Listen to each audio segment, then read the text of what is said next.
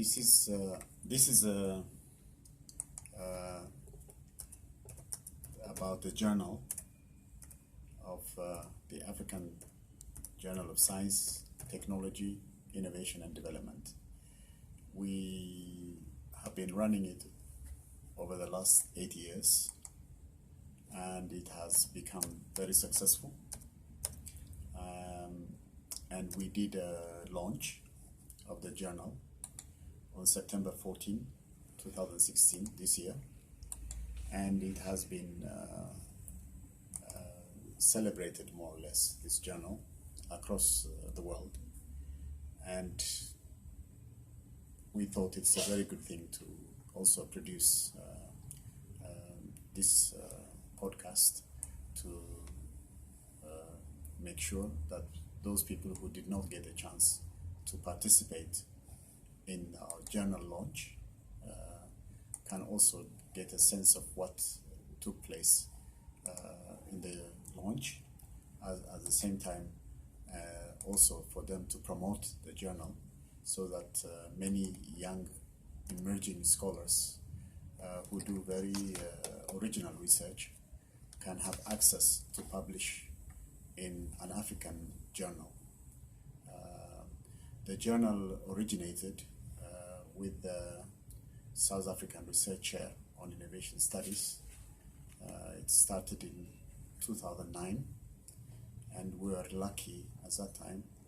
We had the very eminent, distinguished professor, the late Chris Freeman, who actually gave us the very good support to start this journal, and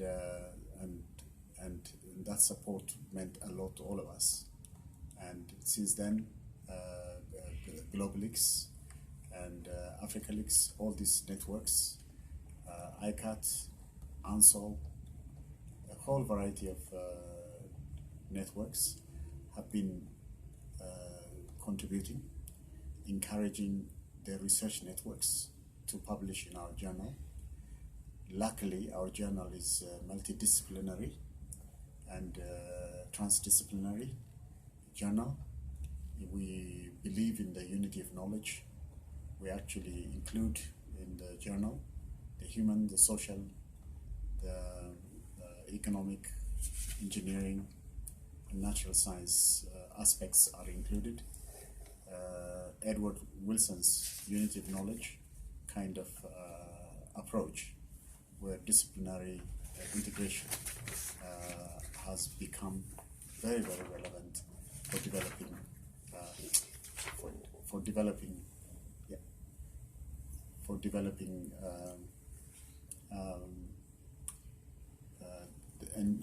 the knowledge frontier, and I think this has been quite an important initiative.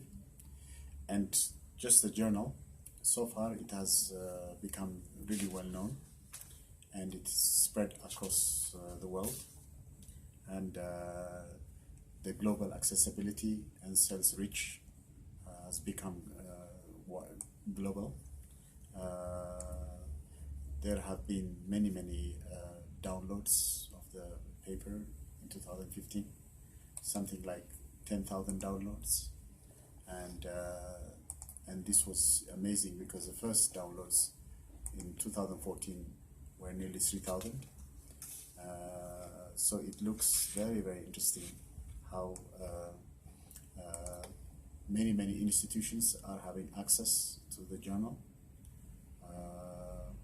I mean, quite a large number of nearly 500 institutions, and there are many downloads of the papers, and there have been very interesting recognitions from different parts of the world, particularly the downloads in different parts of Africa, in Northern Central Europe, in North America, in the Asia Pacific areas, and the countries that have the top 10 countries that have done it are Kenya, Tanzania, Iran, Netherlands, Cameroon, Zimbabwe, Uganda, Spain, Mexico, Sweden, and very, very interesting in all over. I mean, Egypt, Mauritius, Zimbabwe, Mozambique, Rwanda, all of these countries have been really in the top of those that have been attracting. And the publications, the people who publish, many young scholars, over 70% of the scholars that publish are from Africa, but also top scientists from across the world have started publishing in this journal. And I think this is, together with the top scientists from the rest of the world and emerging African scholars, this gives it a unique dimension, a unique identity to the journal also, because what our main purpose is to encourage many young African scholars to publish, and I think this has been happening. It's very, very interesting in this way that it's happened, and the quality of the journal is still very, very high, and we are very, very strict in the peer review mechanism. We make sure that that papers that are reviewed, the record is very well kept, and for this journal, scientific merit comes first above all else. But we also want to encourage young scholars to stimulate their research confidence so that they can publish. And so we have we do not encourage reviewers to be brutal and harsh, but we encourage them to be scientific and strong on the content, so that the research side is very encouraged.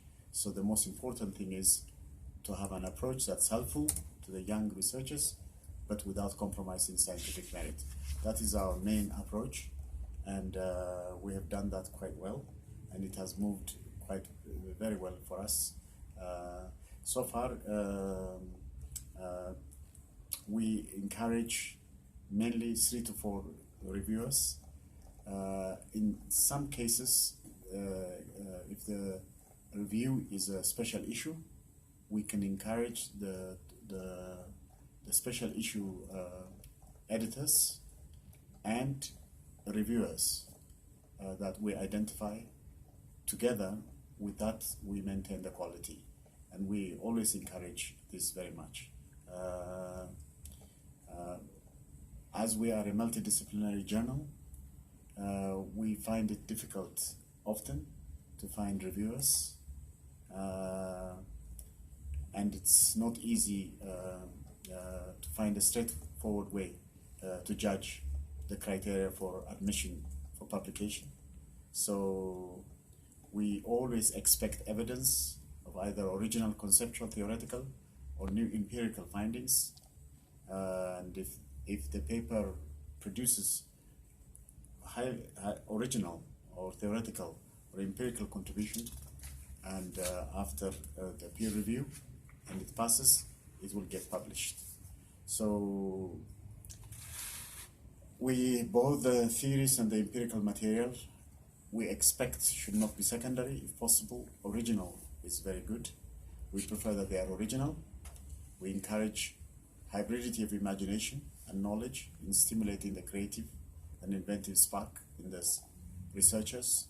We assume that mostly doctoral and postdoctoral research have at least the original data, if not the theories. So we encourage many of these young people to publish. We also have now agreed to start a new journal, and this journal is called Journal of Creativity, Innovation and Social Entrepreneurship. The main idea of this journal is to link technology with inclusive development and to add economic gain with measurable social and environmental gain at the same time, to stimulate the citizen integrated transformation process, to integrate African values to transform invention and innovation. And it's extremely important for countries like South Africa, where they had a kind of political rainbow, but they still have weakness in the economic side. a new approach, a new social entrepreneurship of hope is necessary for countries like this to actually develop, stimulate, and remove poverty, inequality, and unemployment.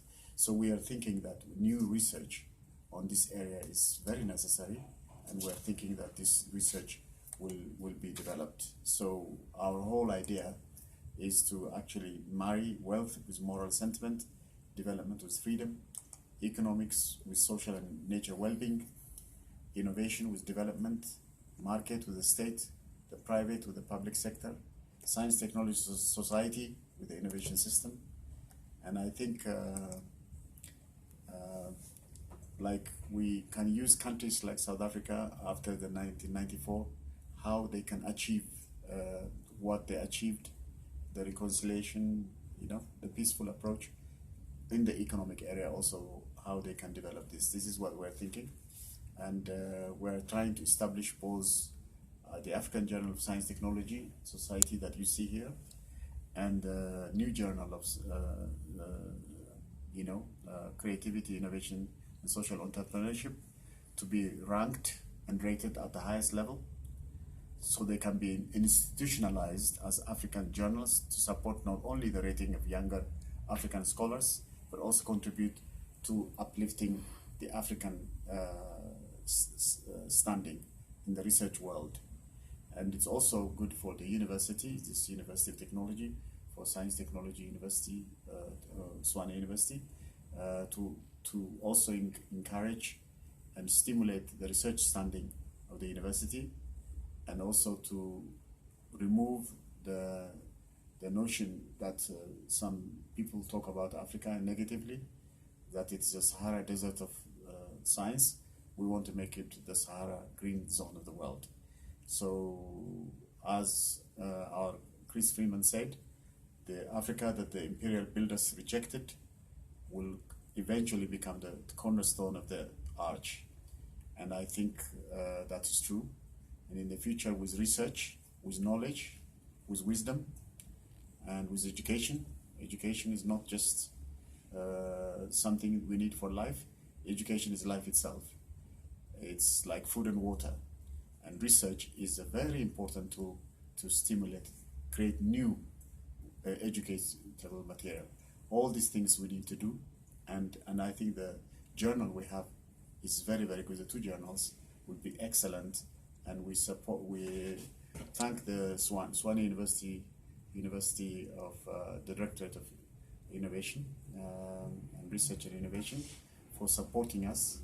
And I hope with these journals we will unearth and find out all the knowledge heritage in Africa, the spiritual heritage that can be combined in a very interesting way to create a new vision, a new world, a new Africa that stands up, free, independent, proud, was full of dignity.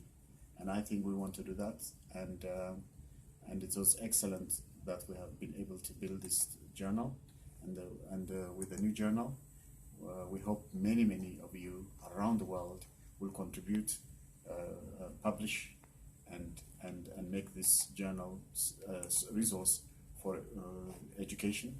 And many of the universities will use them and try to even get them for reading and so on, materials for classes and so on. I hope you will do that, and I hope we'll continue to interact. And I just we just would like to thank. I would like to end by thanking all the editors, especially the dear brother Dr. Bhaskaran, Angatwar Bhaskaran. Without his support and help, this journal would not really be where it is now. And all the associate editors, all the technical editors, and Taylor Francis, Nix, all of them, all the people that have supported us, we really would like to thank you and appreciate you, and like you to continue to make this journal really an institution, a research institution for Africa. Thank you very much. I appreciate communicating this information to you. Thank you.